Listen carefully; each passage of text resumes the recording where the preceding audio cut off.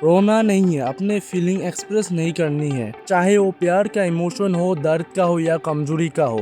ये लाइन सुनने में नॉर्मल लगती है, लेकिन यही लाइन बहुत सारे लड़कों को लाइफ को धीरे धीरे शेप करती है। और ये सिर्फ एक पर्सनल प्रॉब्लम नहीं है, ये एक सोशल प्रॉब्लम है। हाल ही में समय रैना ने अपनी स्टैंड अप स्पेशल के थ्रू मेंस मेंटल हेल्थ पर जो डिस्कशन फिर से स्टार्ट हुआ है, उसका पॉइंट भी यही है।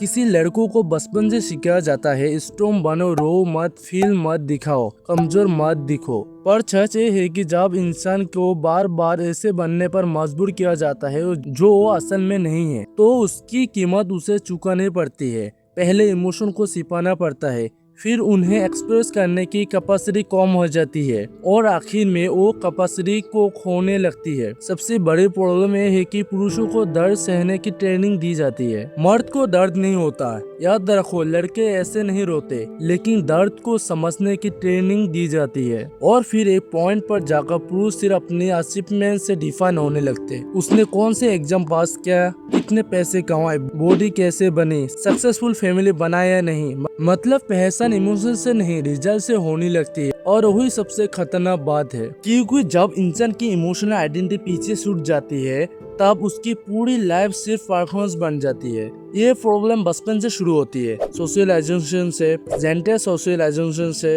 लड़कों को ऐसे पाला जाता है कि लड़के बने, उन्हें कुछ खिलौने दी जाती है, कुछ बातें सिखाई जाती है, कुछ एक्सपेक्टेशन दी जाती है। कहा जाता है मजबूत बनो, जिम्मेदार बनो, रोना नहीं है, फीलिंग्स कंट्रोल में रखो। और धीरे धीरे एक इमोशनल बोझ बन जाता है। पहले भावनाएं चिपती है, फिर उन्हें एक्सप्रेस करना मुश्किल होता है, फिर चुप रहना आदत बन जाता है। यही वो पॉइंट है जहाँ प्रॉब्लम सिर्फ इमोशन की नहीं रहती। हाँ, पैट्रियार्की कुछ पावर देती है, रिसोर्सेस का डिस्ट्रीब्यूशन भी जेंडर के आधार पर होता है, राइट्स और पावर भी कई जगह पुरुषों के पक्ष में जाते हैं, लेकिन उसके साथ उसकी कॉस्ट भी आती है, और उस कॉस्ट की बहुत बार कोई गिनता ही नहीं। क्यों? क्योंकि लड़के अक्सर अपने दर्द को ताकत समझ कर कैरी करते रहते हैं। उनको लगता है कि सह लेना ही बड़ी बात है। किसी ने बहुत तेज घूंसा मारा और तुमने बोल दिया मुझे दर्द नहीं हुआ या मैं सह गया, लेकिन सच में एक किस तरह का आनंद है। ये यही माइंडसेट है जो बाद में अंदर ही अंदर भारी पड़ता है, क्योंकि तब इंसान को सिर्फ दर्द नहीं सहना होता, उसे इस बात का अपमान भी सहना होता है कि वो दर्द सह नहीं पा रहा।